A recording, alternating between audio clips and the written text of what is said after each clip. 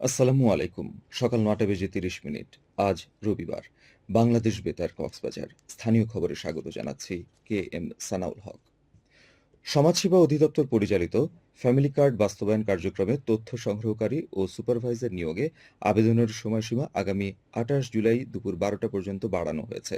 দেশের কয়েকটি এলাকায় প্রতিকূল পরিবেশ ও অনিবার্য পরিস্থিতির কারণে নির্ধারিত সময়ের মধ্যে নিয়োগ কার্যক্রম সম্পন্ন করা সম্ভব না হওয়ায় এই সিদ্ধান্ত নেওয়া হয়েছে। গতকাল সংস্থাটির মহাপরিচালক শাহ মোহাম্মদ মাহবুব স্বাক্ষরিত পত্রে এ জরুরি নির্দেশনা দেওয়া হয়।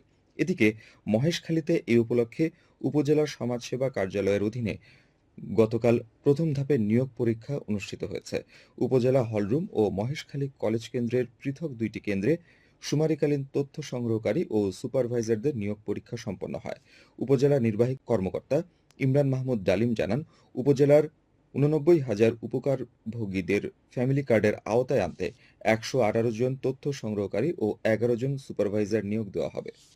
কেউ রাতারাতি সফল বা পরিপক্ক হয় না। প্রতিটি সাফল্যের চূড়ায় নিহিত থাকে বহু ব্যর্থতা, পরীক্ষা আর দীর্ঘ অপেক্ষার পথ। একজন সাংবাদিক আতাহার ইকবাল হয়ে ওঠার পেছনেও লুকিয়েছিল অজস্র না বলা গল্প।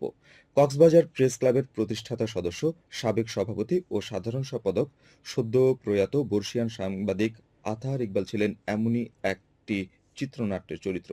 গতকাল বিকেলে সাংবাদিক আতাহার ইকবাল স্মরণে কক্সবাজার প্রেস ক্লাব আয়োজিত শোকসভা ও দোয়া মাহফিলে বক্তারা এমনটি তুলে ধরেছেন। এ সময় প্রধান অতিথি সংসদ সদস্য লুৎফর রহমান কাজল বলেন, আতাহার ইকবাল বহুমুখী প্রতিভার অধিকারী ছিলেন। সাংবাদিক সমাজের অধিকার আদায়ে আপোষহীন ছিলেন সবসময়।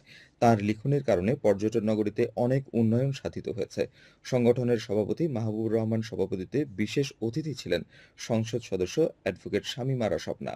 এ সময় প্রতিষ্ঠাতা সদস্য ও সাবেক সভাপতি বদিউল আলম, এস আমিনুল হক চৌধুরী, সাংবাদিক ইউনিয়ন কক্সবাজারের সভাপতি নুরুল ইসলাম হেলালী, সাবেক সভাপতি সাংবাদিক মোহাম্মদ নুরুল ইসলাম, প্রবীণ সাংবাদিক রুহুল কাদের বাবুল, জেলা যুব দলের সভাপতি সৈয়দ আহমদ উজ্জ্বল সহ অন্যান্যরা বক্তব্য রাখেন।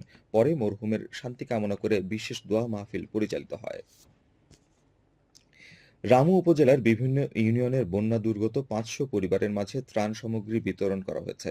গতকাল বিকেলে উপজেলার দক্ষিণ মিঠাছড়ি ইউনিয়নের চাইল্যাতলী এলাকায় একটি বেসরকারি উন্নয়ন সংস্থার সহযোগিতায় এসব বিতরণ করেন সংসদ সদস্য লুৎফর রহমান কাজল। পরে তিনি বন্যায় ক্ষতিগ্রস্ত মানুষের খোঁজখবর নেন এবং তাদের প্রতি সহমর্মিতা প্রকাশ করেন। এদিকে চকরিয়ায় বন্যায় ক্ষতিগ্রস্ত ৫০ অসহায় ও দুস্থ পরিবারকে ত্রাণ সামগ্রী বিতরণ করেছে একটি পরিবেশবাদী সংগঠন। অপরদিকে মহেশখালীতে উপকারভোগীদের মাঝে সামাজিক বনায়নের ১৬,৫৯,০০০ টাকার চেক বিতরণ করা হয়েছে।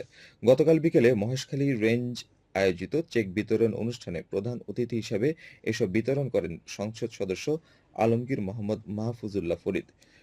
সহকারী বন সংরক্ষক শেখ আবুল কালাম আজাদের সভাপতিত্বে এতে রাজনৈতিক নেতৃত্ববৃন্দ সহ সংশ্লিষ্ট ব্যক্তিবর্গ উপস্থিত ছিলেন। অন্যদিকে শিক্ষার্থীদের লেখাপড়ার পরিবেশ উন্নয়নে রামু উপজেলার ফতেখারকুল ইউনিয়নের দক্ষিণ শ্রীকুল আল হাসান ইসলামিয়া মাদ্রাসা ও হেফজখানা এতিমখানায় ঢেউটিন বিতরণ করা হয়েছে। গতকাল বিকেলে এক অনুষ্ঠানের মধ্য দিয়ে এসব ঢেউটিন ও প্রয়োজনীয় সরঞ্জামাদি হস্তান্তর করা হয়। পেকুয়া উপজেলার মগনামা ইউনিয়নের ঐতিহ্যবাহী রূপাই খাল ও রঙ্গি খাল দীর্ঘ ১৭ বছর পর অবৈধ দখলমুক্ত হয়েছে। স্থানীয়দের দাবি ও জনস্বার্থ বিবেচনায় প্রশাসন ও ইউনিয়ন পরিষদের যৌথ উদ্যোগে এ উচ্ছেদ অভিযান পরিচালনা করা হয়। এ সময় খালের উপর নির্মিত ২১টি কৃত্রিম বাঁধ অপসারণ করে প্রায় ১০০ একর সরকারি খাস জমি উদ্ধার করা হয়েছে। এতে করে দীর্ঘদিন পর খালের স্বাভাবিক পানি প্রবাহ ফিরে এসেছে। স্থানীয়রা বলছেন, ব্রিটিশ আমলে খনন করা প্রায় ৪.৫ কিলোমিটার দীর্ঘ রূপাই খাল ও রঙ্গি খাল একসময় এলাকার প্রধান জলপথ ও মৎস্য সম্পদের উৎস ছিল। মহেশখালীতে বঙ্গোপসাগরে ভাসমান অবস্থায় ২ শ্রীলঙ্কান নাগরিককে উদ্ধার করা হয়েছে, যারা পথ হারিয়ে বাংলাদেশে চলে আসেন। উদ্ধার হওয়া ব্যক্তিদের দাবি, তারা টানা ৩৬ দিন সাগরে ভেসেছিলেন এবং কাঁচা মাছ খেয়ে বেঁচেছিলেন। শনিবার মহেশখালী থানার ওসি মুজিবুর রহমান এ তথ্য জানিয়েছেন। তারা নিজেদের বাবা ছেলে এবং শ্রীলঙ্কার নাগরিক বলে পরিচয় দিয়েছেন। পুলিশ জানায়, বুধবার বঙ্গোপসাগরের সোনারচর এলাকার কাছাকাছি একটি ফাইবার ট্রলারে ওই ২ ব্যক্তিকে ভাসমান অবস্থায় দেখতে পান জেলেরা। পরে তাদের নিজেদের মাছ ধরার নৌকায় তুলে মহেশখালী নিয়ে আসেন। বৃহস্পতিবার রাত ১০টার দিকে তারা মহেশখালী পৌঁছান। মহেশখালী পৌরসভার গোরখঘাটা বাজারে অবৈধভাবে দখলে থাকা ফুটপাত দখলমুক্ত করতে অভিযান পরিচালিত হয়েছে। এ সময় অভিযুক্ত ৩ দখলদারের বিরুদ্ধে মামলা ও অর্থদণ্ড প্রদান করা হয়। গতকাল বিকেলে উপজেলা নির্বাহী কর্মকর্তা ও নির্বাহী ম্যাজিস্ট্রেট ইমরান মাহমুদ ডালিম অভিযানে নেতৃত্ব দেন।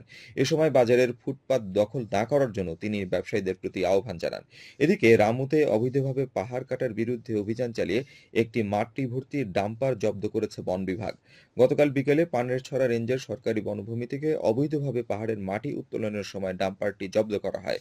পানেরছড়া রেঞ্জ কর্মকর্তা মোহাম্মদ শরীফুল আলম বলেন, সরকারি বনভূমি ও পাহাড় রক্ষায় এ ধরনের অভিযান অব্যাহত থাকবে। উখিয়ায় মাদক বিরোধী পৃথক অভিযান চালিয়ে ৭১,০০০ পিস ইয়াবা সহ এক মহিলাকে আটক করেছে বর্ডার গার্ড বাংলাদেশ বিজিবি। গতকাল বিকেলে মেরিন ড্রাইভ সড়কের রেজুখাল চেকপোস্টে তল্লাশি চালিয়ে এক মহিলা সহ ১১,০০০ পিস ইয়াবা উদ্ধার করা হয়। ৩৪ কক্সবাজার ব্যাটালিয়নের অধিনায়ক lieutenant colonel S M Khairul Alam বিষয়টি জানিয়েছেন। এদিকে একই দিন উখিয়া পালংখালী ইউনিয়নের আঞ্জুমানপাড়া সীমান্তে অভিযান চালিয়ে ৬০,০০০ পিস ইয়াবা জব্দ করেছে ৬৪ বিজিবি ব্যাটালিয়নের সদস্যরা।